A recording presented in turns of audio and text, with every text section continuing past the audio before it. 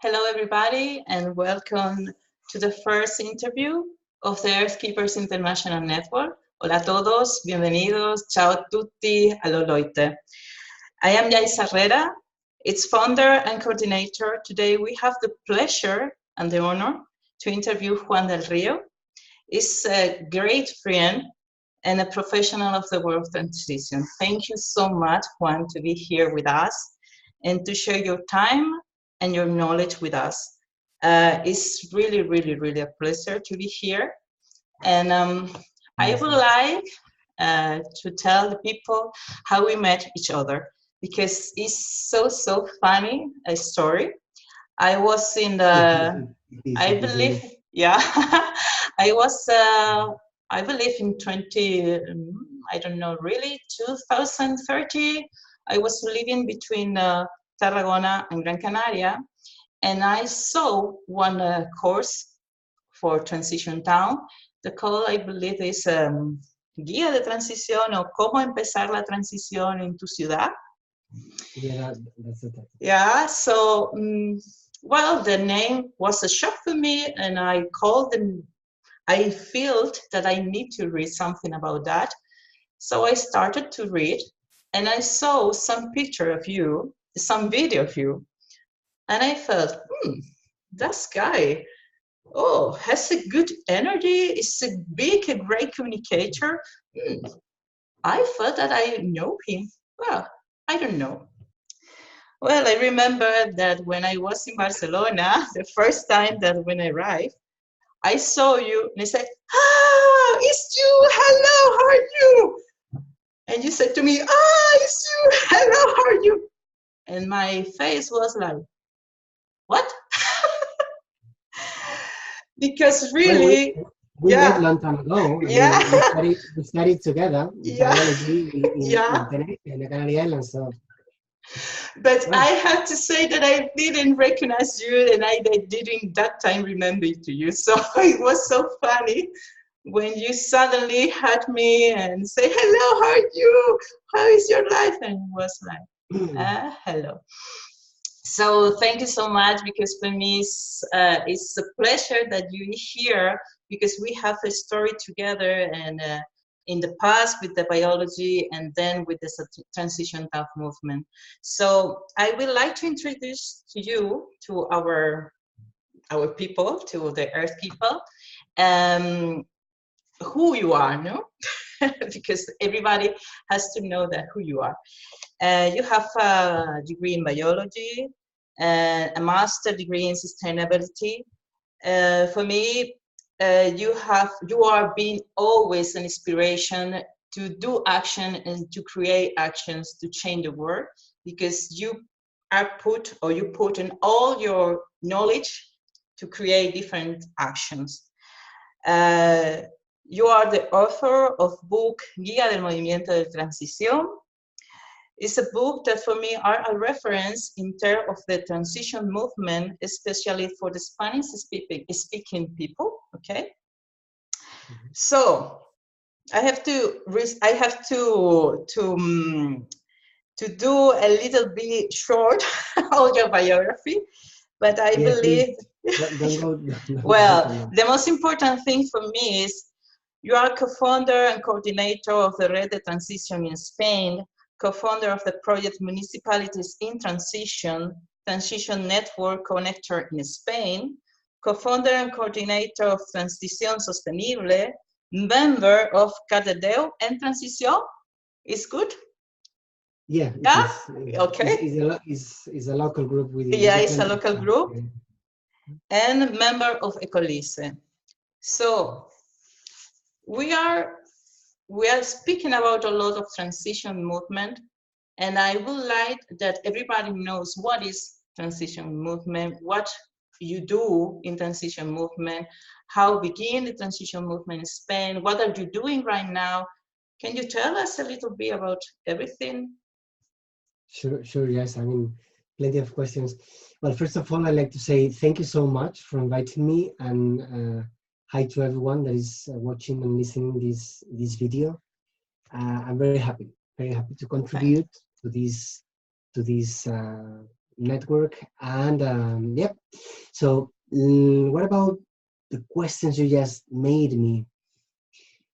Well, the transition movement in itself, it was born more or less 12, 13 years ago, in 2005, inspired by systems thinking, by permaculture, by deep ecology, and many different methodologies and thinkings. And something that started as an experiment in a very small town in Totnes, in south of England, quickly it became something huge, an international movement in more than 50 countries. Already there are right now more than 2,000 local initiatives. Most of them are initiatives made by people like you and I, that they just decided to work together to change the environment and the place where they live, taking into account that we are currently living in a systemic crisis situation, in a climatic, ecological, social, and economical crisis. Initially, they talked a lot about the peak oil, which it means that the production of the oil, which is oil and many other minerals and other resources, are key for our economy, this economy that wants to grow forever in a limited planet.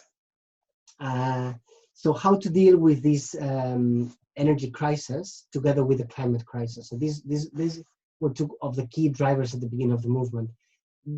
After that, it has been evolving, and many other problems, let's say, have been included into the equation. The thing is how these different people, civil society, have get organized in many different ways to create solutions and alternatives to this way of living in a very practical way, but also in a very emotional and spiritual way. You know, how to embody also this change and the situation we live in our beliefs, values, and so on. So plenty of different projects like I don't know, urban gardens, food cooperatives, local and social coins, energy co-ops, different types of trainings and schools. Plenty of different projects have emerged, and this is an experiment that is very alive.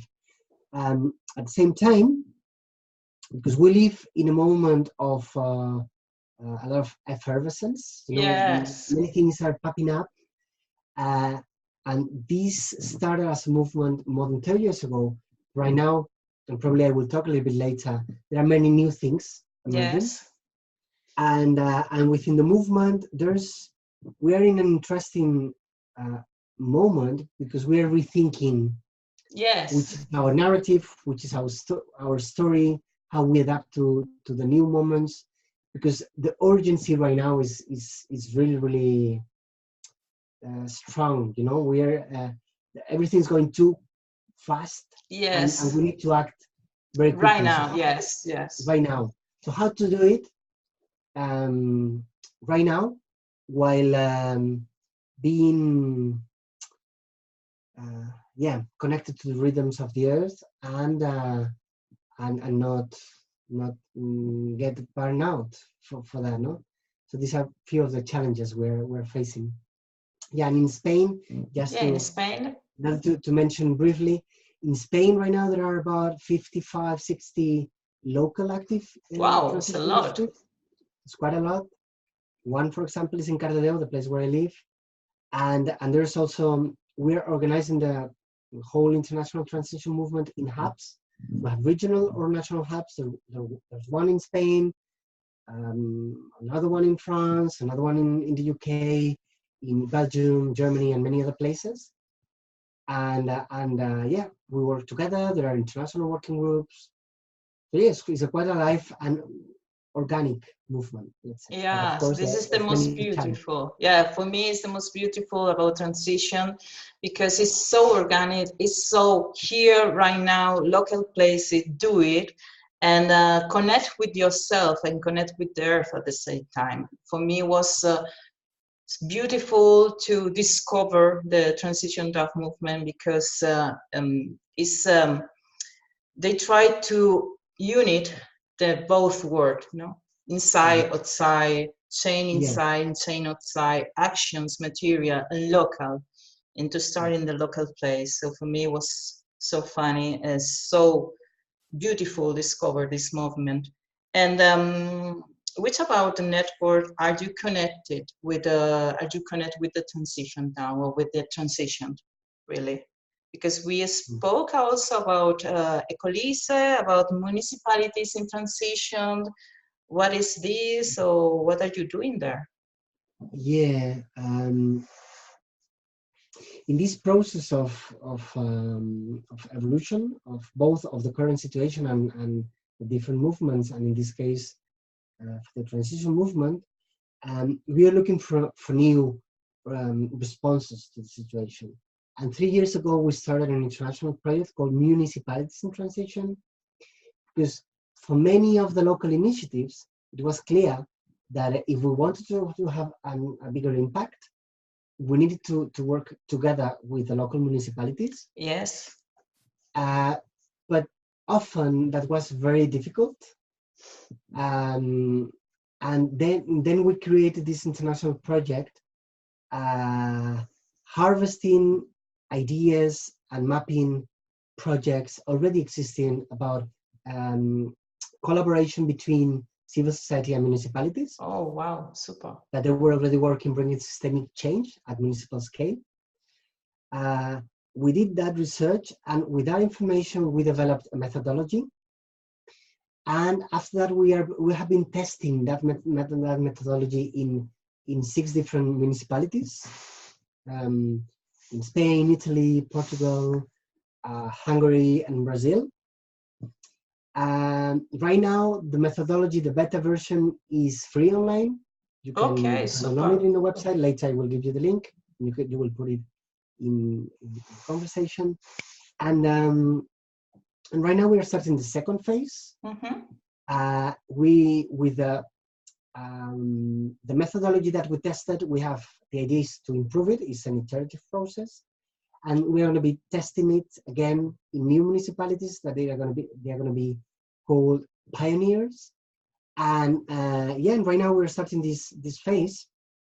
At the same time, we also have an international community of practice where people interested in this topic can come, interact, learn, share experiences, and so on. And we have few online discussions are going to happen at the beginning of December. So whoever wants to come is totally invited. So yeah, it's a very experimental project and a growing network. And another experiment also, let's say, is this. Yeah, because we need to try. We need to try new things. Yes. Is this network called ECOLISE? They call it ECOLISE from, I don't know.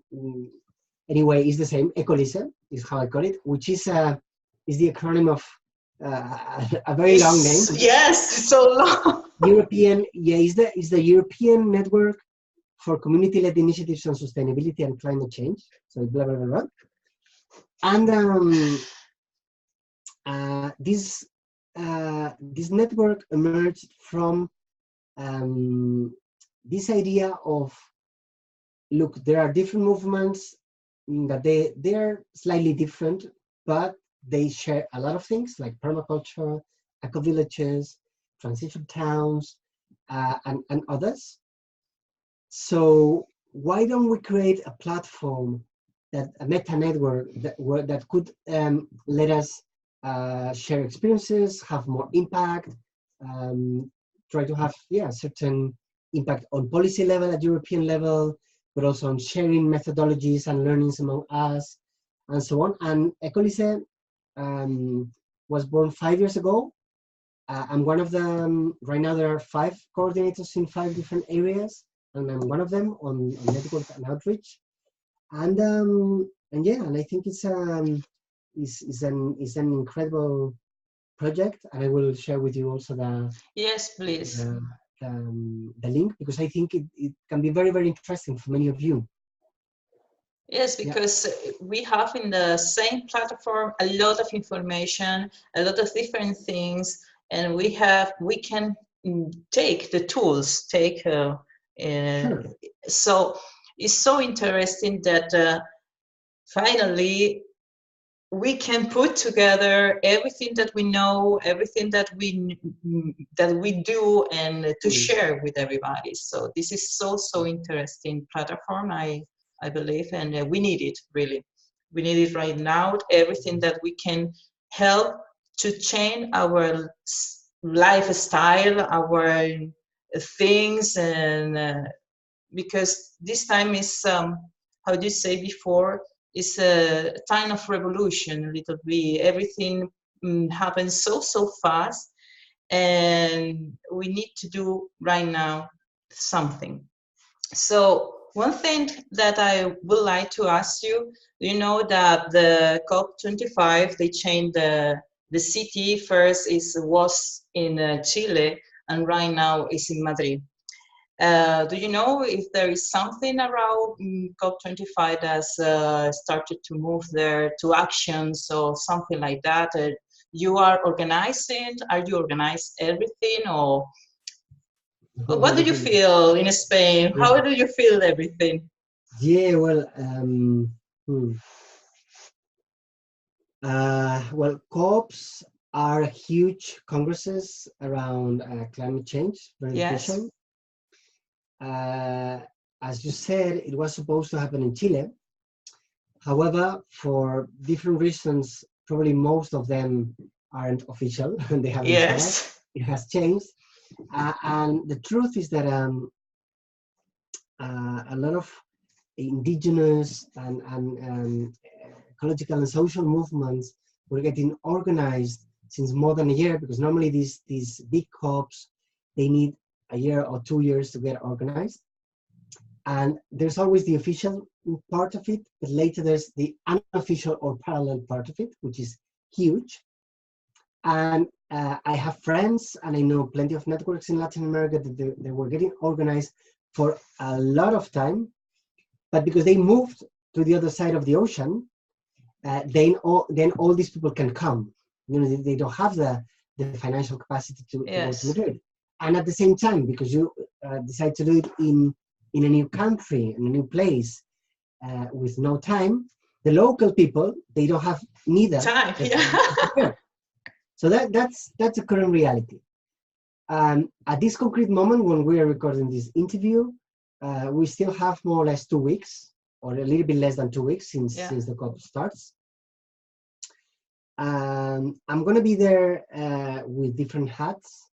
I'm not organizing at all. I mean, the COP is something very official, huge, with more than 20,000 people. But I'm going to be there on the one hand, myself as a person, as a participant, because I really want to be there. The 6th of December, there's going to be a massive demonstration with people from all over the world, also indigenous people, and I mean everyone from different from different networks, movements, just try to bring their voices to shout loud that we really need to reconnect with the earth and stop this way of living. So this is one way I'm going to be there, and I'm going to be there also in 2 other ways. One way is because I'm going to be representing ECOLISE, this network, in the official event, together with few colleagues. Because in the official event, it's possible for NGOs or different social movements to be there as observers.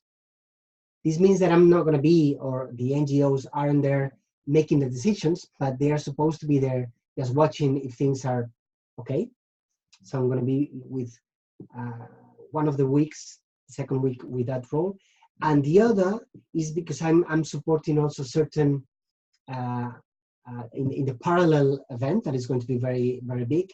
I'm also going to be supporting there a little bit with the organization, probably with a few talks, supporting the network and so on. But it's going to be very big despite the lack of time. Yeah, and I have to say, I don't know if you were going to ask me about that, but I think it really fits into this topic too.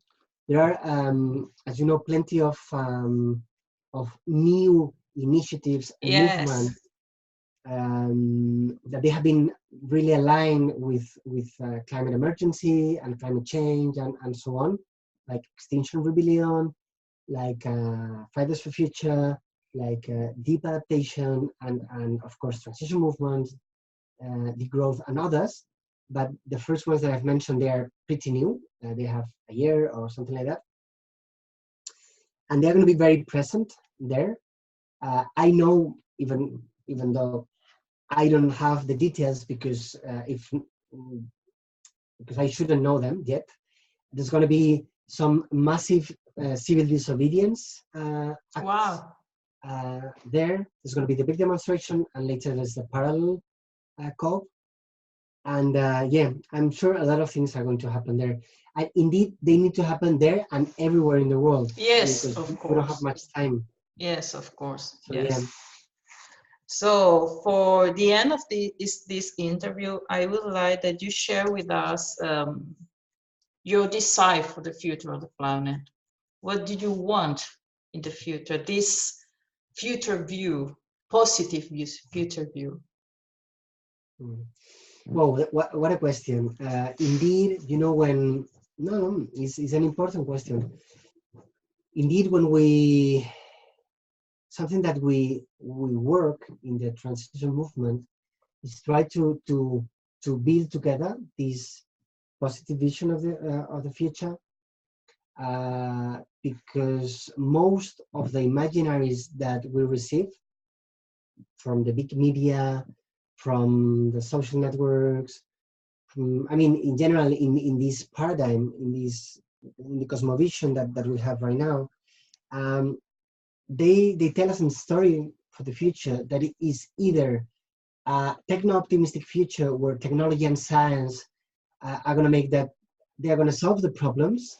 Yeah. So we will be able to travel to another planet. We will find, like imaginary solutions, and we will be able to continue growing and consuming forever. Yes. Which is totally absurd, and it's not going to be like that. Definitely, we are already overpassing the limits of the boundaries of the planet Earth. Indeed, for that, I really recommend you to the people who watch the video to look at the Planetary Boundaries website, and you will look at that. And on the other side, there's this other imaginary that tells you, look, there's nothing to do. Yes. You have nothing to do, so it's better just, you can continue. You can continue to do this thing, because we're going to disappear, and so in between, because these are scenarios, but these aren't predictions. We can't predict what is going to happen because of the complexity of our systems. Yes. But in between these scenarios, there are many other scenarios, and I have, it's not easy for me to talk about desires or dreams without also taking into account what is possible. Yes.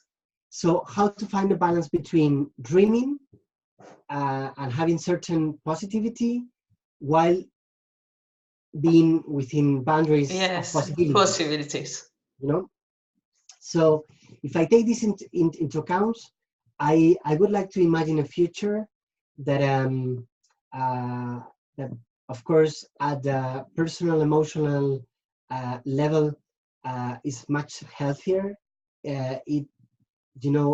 Connection among living beings, people, and another living beings and the earth, it's much more clear and strong.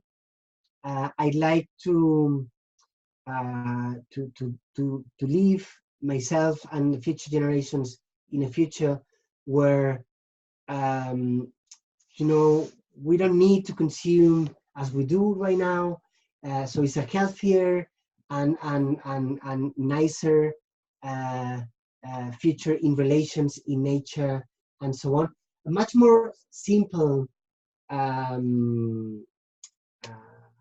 future in a way, but a much richer future also in a way. Yes. You know? Much more collective and so on. Also taking into account that, and this is going to be a must. This is going to happen even if we don't want. We will need to grow in Yes. our level of consumption, Yes. level of use of resources, and so on.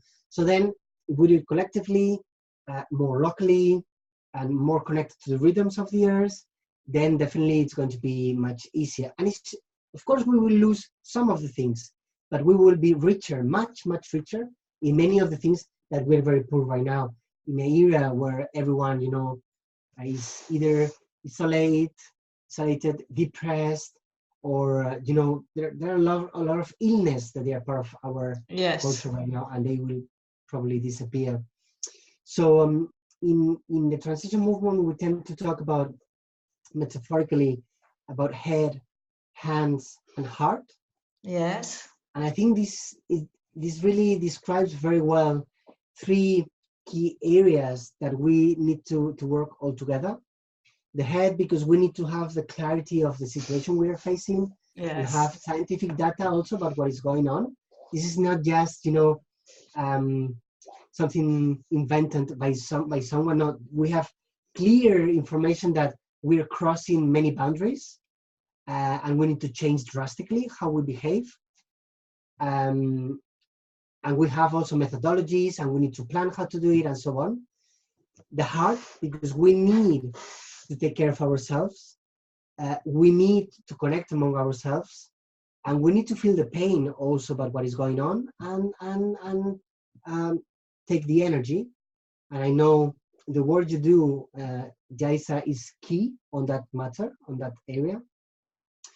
And finally, the hands, because you can have a bright head, you can have an incredible heart, but you need to manifest that physically in the world too. Yes.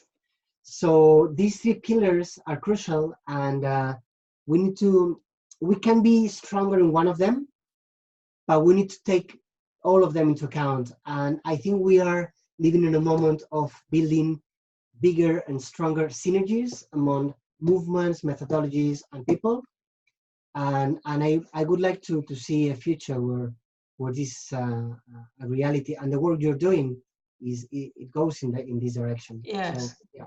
The work that we are doing, that we are trying to create, is in this direction. Completely. It's so beautiful. If I think in Earthkeepers, yeah. If I think in Earthkeepers, where I think is people that takes into account these three pillars. Yes, it is so beautiful because you talk about three pillars, okay? And in the Monarchy, the thing that we do, when you do the initiation, you have to touch the heart, the heart, and the second chakra is the action, because you need to have the vision of an Earthkeeper. You need to have the heart of an Earthkeeper, and you have to be the action on the Earthkeeper. So, yeah, everything is connected in the end. You see, we can have different words. We can have yes, of course, but the soul is the same. We need, and that's crucial for the future. We need to create shared narratives, shared stories. Yes. Of the future we want. Yes. So and in order to do that, we need to break walls and to live. Yes, these shoes boxes, you know, that many times we are inside saying, no, this is the only solution. No, there are many ways, and we need to respect different options, but do it together. Yes, the most important thing is that we need to work together to take care of this planet, because we don't have plan B. We don't have plan B. This is our home. This is the only home that we have. So we need to take care for them. So thank you so much. This is at the end of the interview. Thank you so much for your energy, for your work. I hope to see you soon again. I promise to you that this time I recognize to you. I hope so. I hope so. Thank you. Sure. Thank you, everybody, to be here with us. Thank you for your support, Earthkeepers, and I hope to see everybody soon. Cheers. Bye to everyone. Thank you so much, Elsa. And thank you. Yeah, enjoy. And you have to tell me what happened with the COP25. I will tell you. Bye. Thank you. Bye, Elsa.